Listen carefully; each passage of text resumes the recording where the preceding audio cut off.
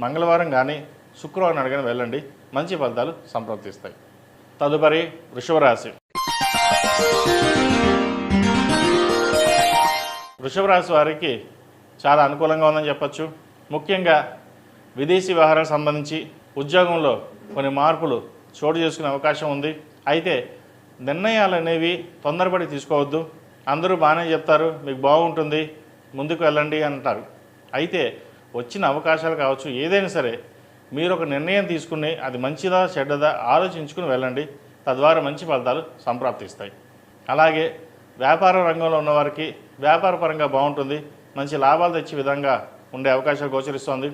రావాల్సిన మొండి బాకీలు ఈ వారం వచ్చే అవకాశం ఉంది. వచ్చిన ధనాన్ని సద్వినియోగపరచుకోవాలి. దాన ధర్మాలు ఎంత చేసినా సరే రూపాయి అంటూ దాచడం అనేది చాలా ముఖ్యం. రేపొద్దున ఎవరో ఇస్తారులే, ముందు మనం ఖర్చు పెడదాం అనే ధోరణి కాకుండా డబ్బుని సాధ్యమైనంత వరకు జాగ్రత్త పరచుకోవడం చెప్పదగినది. ఎందుకంటే భవిష్యత్తులో మీకు డబ్బులు అవసరమైనప్పుడు ఎవరు ఇవ్వరు. అది దృష్టిలో పెట్టుకుని మెలగడం అనేది చెప్పదగిన సూచన. అలాగే ఉద్యోగస్తులకి ఉద్యోగపరంగా ఇబ్బందులు ఏమీ ఉండవు. సహచర వర్గంతో సన్నిహితంగా మెలుగుతారు. కావలసిన పనులు సకాలంలో పూర్తి చేయగలుగుతారు. మీకు రావాల్సిన ధనం కూడా ఇంక్రిమెంట్ రూపేణా బోనస్ రూపేణా వచ్చే అవకాశాలు గోచరిస్తోంది.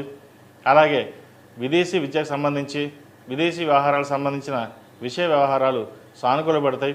విదేశాలకు వెళ్ళి పై చదువులు చదువుకుని ఉద్యోగం చేయాలన్న మీ కళ నెరవేరుతుంది. అలాగే హౌసింగ్ లోన్ విషయంలో, క్రెడిట్ కార్డు విషయంలో, పర్సనల్ లోన్ విషయంలో జాగ్రత్త తీసుకోవాలి. హౌసింగ్ లోన్ మంచిదే, గృహ నిర్మాణం అనేది చాలా శుభకరం కూడా.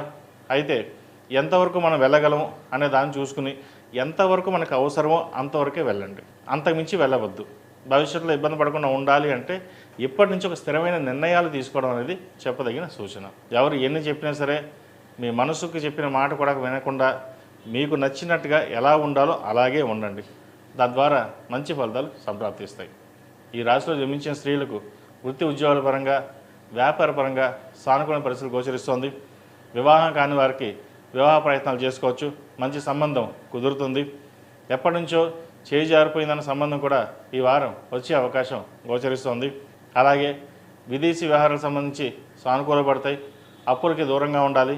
మనం ఎవరైనా డబ్బు అప్పుగా ఇస్తే అవి తిరిగి రాకపోగా మళ్ళీ బంధువర్గంలో కావచ్చు, మిత్రవర్గంలో కావచ్చు ఇబ్బంది ఉండే అవకాశం గోచరిస్తుంది.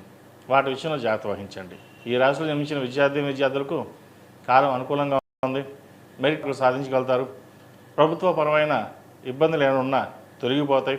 రాత పరీక్షల్లో మంచి మార్కులు సాధిస్తారు.